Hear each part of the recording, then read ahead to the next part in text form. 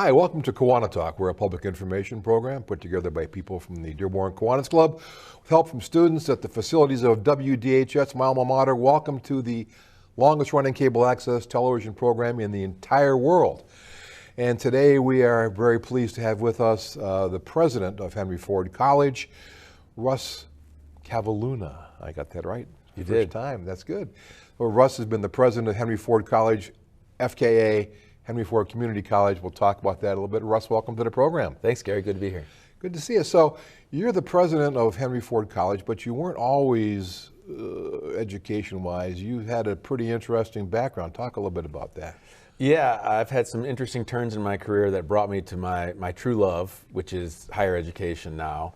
But when I was a young man trying to figure out what to do, I decided I wanted to be a pilot, and I actually did that for about 5 years as an airline pilot. 9/11 caused me to rethink that. I was laid off, and so I went back and got a law degree, and I practiced law for a while. But my real passion was public service and leading teams, and those two came together in higher education, where we change lives and give people better futures through access to low-cost and high-quality college. But you didn't start out as the president of the college. How did you work your way through? Where did you start and when? How did you work your way up? Well, when I was practicing law, like you do, Gary, I had this idea that I might want to teach. My dad was a teacher who got a chance at the American dream through public college and then university. So I started teaching a night class at a law school, really enjoyed that. And then when I thought about moving out of the practice of law, I got really lucky and got a job as an administrator where I learned to fly at Western Michigan University. So I was a mid-level administrator at Western Michigan, where they have a great flight school. And then this remarkable community college in a town called Dearborn was looking for someone to kind of rethink the way they wanted to do the operations at the college. And I thought, you know, that might be an interesting challenge. And I got really lucky, because it's been the dream job of for me for the last 5.5 years. You know, nothing like teaching. Right after I passed the bar, I taught law at a college level. Night school classes was great.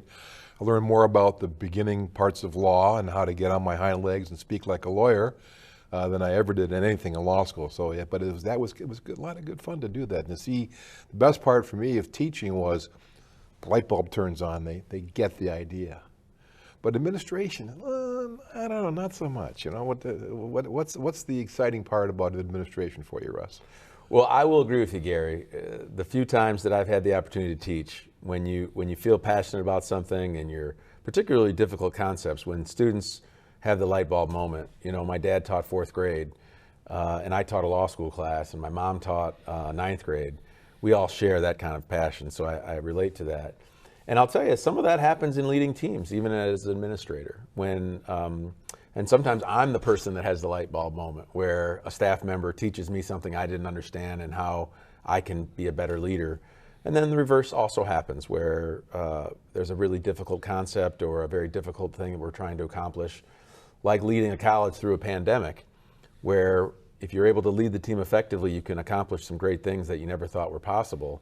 And there are some light bulb moments in leadership, either those that you serve giving you the light bulb moment, or on the few occasions giving the light bulb moment to some of those who you have the privilege of leading.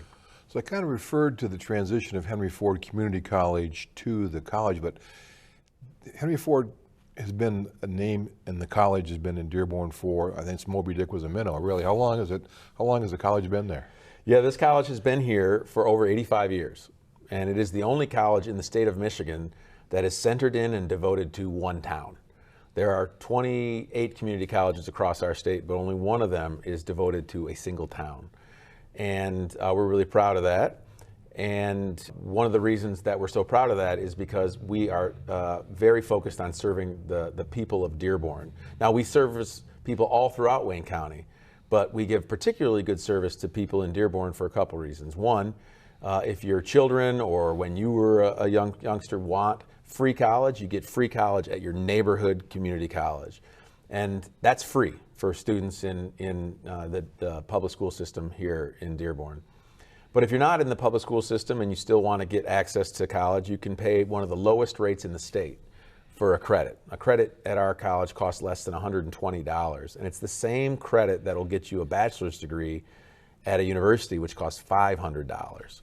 On a good day these days. Yes, and the reason we can keep that price so low is because one of the things we're blessed to do from property tax owners like myself is we take a very small amount of property tax from each property owner, and that helps us keep this community college centered in this town, but also the rates either zero for high school students or very low, the third lowest in the state for any resident of Dearborn. We're going to talk about the financial part of it in a minute. I might want to get back to the school. So it's a community college, and what kind of programs before it became a college did it offer, and what happened to what kind of programs do you offer there? So there's over 100 programs ranging from healthcare to liberal arts to art to skilled trades, but there are basically two segments of students we have. Of the 15,000 students we serve, the majority of them are achieving entry-level college courses with a goal of going on to a four-year institution like the University of Michigan Dearborn or Wayne State or Eastern Michigan University to achieve a bachelor's degree. And then there's a very large but a minority group of students who want to only achieve 2 years of college, either because their curriculum are only 2 years, for instance, a welder or someone who wants to repair heating and air conditioning units, or some of the health careers are 2 years long. But the programs are as diverse as the people we serve. And the point is to give people your local access point with the very lowest burdens to get into either a college on the way to a four-year degree or to a high-paying job with a set of skills. Something you said intrigued me, and I kind of know about it, but you said there's no cost for high school students to go to college. Well, how does a high school student go to college, and how is there no cost? Yeah, this is something Dearborn has been leading for almost 2 decades, long before I came. And the state of Michigan actually authorizes public school systems to utilize the money that the state of Michigan gives the public school system to pay the tuition at the local community college. And we have over 2,800 students achieving those free college credits through that mechanism. It's the largest of any community college in the state and any university in the state. The next closest is less than half. And the reason why we're so proud of that is because we are a community college, meaning we are serving this community as well as we can. And because the cost of higher education has gone up so high, one of the ways we can deliver unique value to property owners and citizens of Dearborn is to say, when your children are in high school, knock off some free credits. And let's just do the math. If these students knock off 10 credits at HFC, it's free. And if they were to go to the local universities or even universities around the country, that's $5,000 worth of cost. And we have students that graduate from high school with 20, 30, 40, 50, 60 credits. And you can do the math with that it gets close to $35,000, $40,000 in savings. You're talking some real money. And they leave with 2 years of college done, so that by the time they graduate from college, they're already halfway through, by the time they graduate from high school, they're already halfway through a bachelor's degree. So here at Dearborn High School, we're Ford Road, and we're on Cherry Hill and Outer Drive between Michigan area. And Henry Ford College is a few miles away. Logistically, how does that work, and how do you coordinate between the high school classes, high school experience, and kids who are going to go to college and they're pretty young? How does that work out? Yeah, it was a learning experience, but we're really good at it now, which is why we have 2,800 students doing that. Some of the students will do the learning in their high school, either by our instructors coming to them or them doing distance learning, which the pandemic made us learn how to do quite well. Some of those students will move themselves physically to our campus, which is why we have such a strategic advantage. Our campus is right in the same town. So if you look at another community college in a different part of this state, there are very few opportunities to go right down the street. You actually have to probably maybe go to the other side of the county. And then the last part is we actually have 3 high schools on our campus in Dearborn. They are called early college campuses, but they're high school students on tracks in various professions. One is to become teachers, one is to become healthcare professionals, and one is to move into manufacturing. And all of those options are open to students in Dearborn. So if you're a property taxpayer in Dearborn And you're looking at why is there a value in the property tax? And the reason I keep talking about that, Gary, is this year we're having an election to renew that. This is a clear way we are trying to devote resources to families in Dearborn, particularly those who have high school students. Is this program, the college high school program, is that just for the public schools, or are other schools involved in that too? Other schools can take advantage of it, but I will tell you the Dearborn Public Schools is the highest user of that. So you have kids who are taking classes at the college level. High school is kind of like supposed to be a fun time and learning time, and how does that impact the kids? It helps them mature faster, I'm sure, but how does it impact their high school experience? Well, that is true, but what we're seeing more and more is that most high school students who are interested in and want to achieve college credit have the aptitude to do it. Now, some of those that want to go all in on the early college will actually start going to high school on our campus and continue for 5 years on that trajectory. But some students who want to continue to play on an athletic team or maybe be an extracurricular at places like here in Dearborn High, they can take a smaller allotment of classes during their high school term, and they'll take 5, 7 classes during high school at the college, whether it be receiving the credits, as I mentioned, here at Dearborn High or Edsel Ford or Fordson, or moving themselves maybe to 1 or 2 classes per semester in their last 2 years. But what we've learned is those students who want that free college credit, they've been remarkably successful, and it's saved their families thousands of dollars. What grade can you, as a student, start attending the college program at Henry Ford College? As early as 9th grade. Wow. So you've got 14-year-olds going to college. For free. For free. And if you go on that trajectory, you can imagine that person is learning more and more, hey, college is for me. And the reality is 80% of the high-wage jobs of the future are going to require a bachelor's degree. So the window to have a really good life without a bachelor's degree is tiny.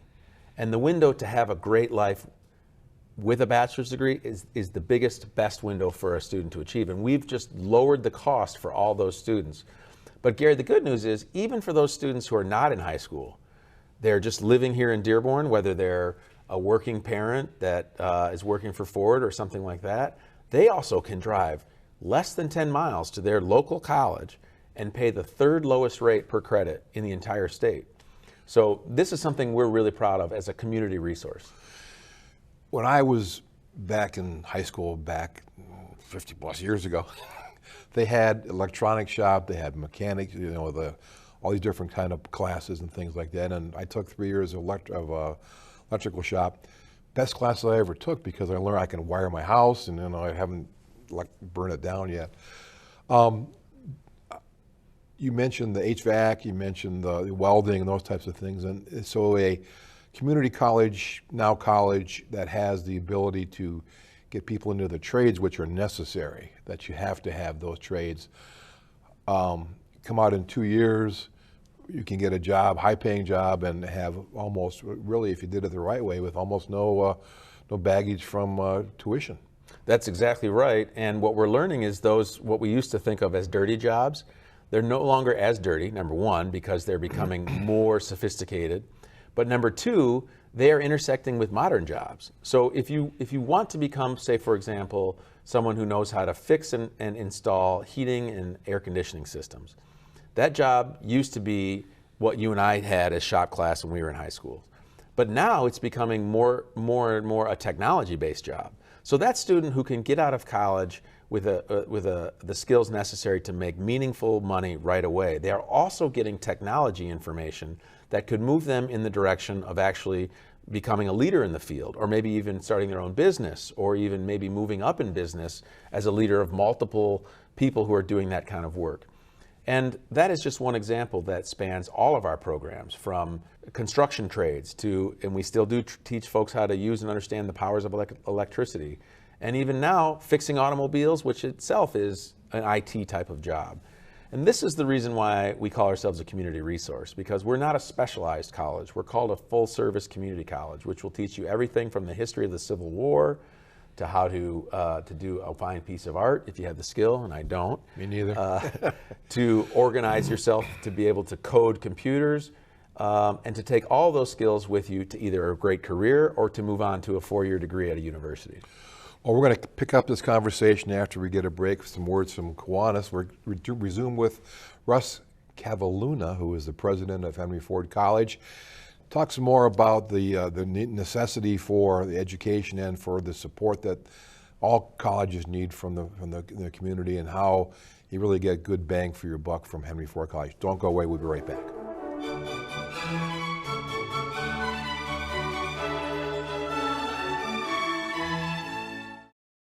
It's easy to get caught up in the details. The day-to-day grind, numb to the noise, going round and round and round. Deep down, there's something missing, a void inside, a hole to fill, a life lacking. Then, in a minute of clarity, it hits you. The aha moment. You're needed. Kids need you. Kids of all kinds. All these funny, rambunctious, sweet, attention-seeking, vulnerable bundles of energy. They need your love and support. Some have huge life hurdles. Poverty, disease, hunger, and they're reaching out for you. Around the corner, around the world. You are a Kiwanian at heart, a role model, a guide, a builder of dreams. Together, we are Kiwanis, passionate and strong, ready to move mountains or grains of sand. Imagine every child reaching their potential. The power to help is in you. It's not about us. It's about them.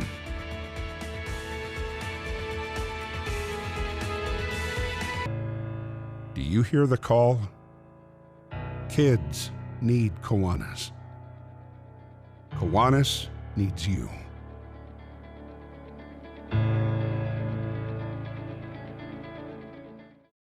Welcome back to KiwaniTalk. I'm your host, Gary Gardner. We're resuming our conversation with the president of Henry Ford College, Russ Kavalhuna, who is here talking about the college, the millage, and how important it is. And we're going to get into, at the end, some really cool stuff that you can do there. Besides, you know, I'm making me hungry. We're talking about it stuff. So there's a millage election coming up in Dearborn. When is that election, Russ? It's February 27th. It is also a presidential primary. And I'll tell you, Gary, I've heard from community members, because I am a member of our community. I live here in Dearborn, and I pay the property taxes here. My kids attend the public schools. But I've heard some of our community members are thinking, you know what, I'm not really happy with the politicians. I'm not thinking about, I'm not eager to go vote in the presidential primary. What I'll say to them is, please, still exercise your right to go vote in any other part of the election, which is the millage. You can go to this election and ask for an independent ballot if you choose not to vote in a presidential primary. You know, we've got some of our community members, Gary, who want to register their displeasure with the process by not voting at all in the presidential primary. And I would say to them, I'm not here to tell you whether you should or shouldn't do that, but if that's your goal, one way you can prove that you're displeased with either of the presidential candidates is to go and vote in the millage election, because your vote will show up there and it'll show that it didn't show up in a presidential primary. But you might ask, Gary, well, why are we having this millage at this time? And it is the case that usually we're at a different time, but we need to renew the millage to continue the college, and it'll save our community hundreds of thousands of dollars to attach to an existing election. And that's the reason why we chose this primary. So we've been throwing this word millage out, and that, if you go to the Latin, millage is a thousandth. And so explain what a mill is and how minuscule a mill is as part of your property tax obligation. Yeah, so we at the community college are asking to renew 4 mills. For the average home value in Dearborn, that costs about $230 a year. It's less than $22 a month. But let's talk about, for maybe some of your viewers, let's imagine if your house is worth about $200,000. That costs you about $240 a year to support Henry Ford College. And as you're right, Gary, you're skilled in the law and you know that machination of what a mill means. But I'll tell you, if a voter is thinking about this and their house is worth $200,000, we're asking them to continue that same amount. It's not going up at all, it's not going down at all, and it's about $240 if your house is worth $200,000. Now, if your house is worth, frankly, the average home in Dearborn is worth less than $200,000. So if your home is worth less than $200,000, what you'd be devoting a year is less than $240. And I don't think you need to think about it as, why should I support college kids or high school kids? The whole idea of educating the society and the benefit that society gets from educated technicians and nurses and computer programmers and artists. Talk about that part of it. Yeah, so there's a great community benefit just for the moral obligation to have a great society. And my dad was an immigrant who got his chance at the American dream from community college, so I believe that in my heart. But I recognize some of our community members may not be that interested in that. So what I would say is, if you're interested in dollars and cents, every dollar that the community spends towards Henry Ford College, over $5 come back. And that's because 15,000 students come in and out every day and spend money in how to get here and how to feed themselves. There's also an entire economy that has to serve those 15,000 students. So we support over 10,000 jobs in our community. Those jobs are community members here who are also coming in and spending money. We did an economic analysis that how much money can be tied to Henry Ford College existing. And what we found was it is over $10 billion annually that can be driven towards and associated with Henry Ford College. Now, one more interesting fact, if you or your family member is thinking, well, does Henry Ford College return a value to its students? And it's extraordinary, Gary.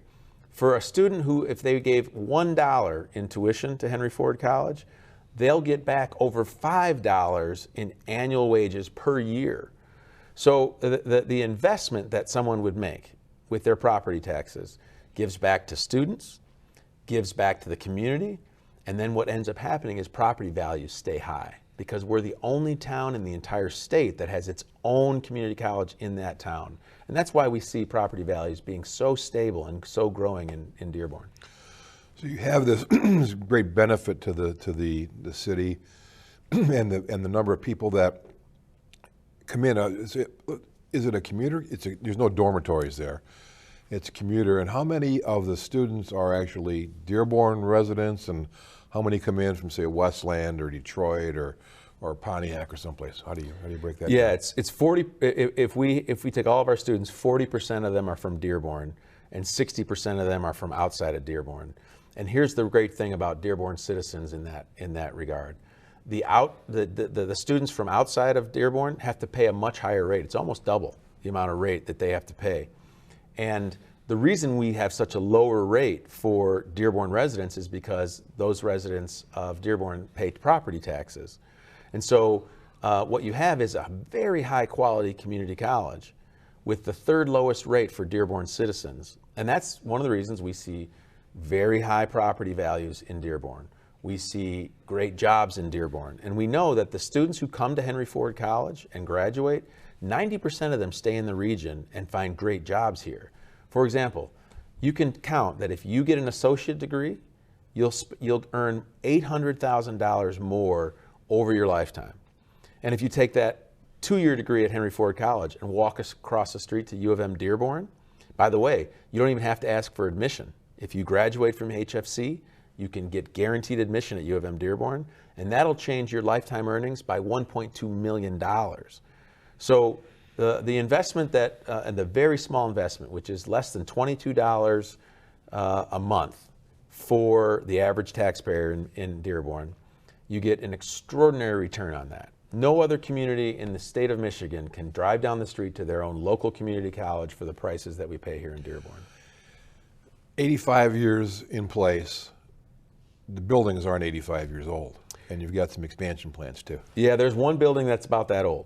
Okay. And not only have we been able to continue to deliver great education, last year we went out to the state of Michigan and said we need to upgrade a major building, and we need a special appropriation. And so we were able to fight and demand better support from Lansing, and Lansing gave us $10 million.